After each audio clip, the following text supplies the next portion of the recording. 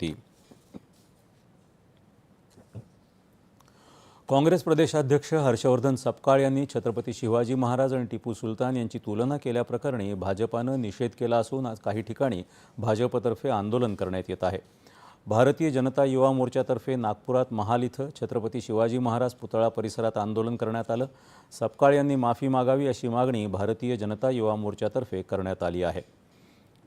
पुण्यातही सपकाळ यांच्या विरोधात भाजपनं आंदोलन केलं तर काँग्रेसच्या कार्यकर्त्यांनीही भाजपाविरोधात आंदोलन केलं।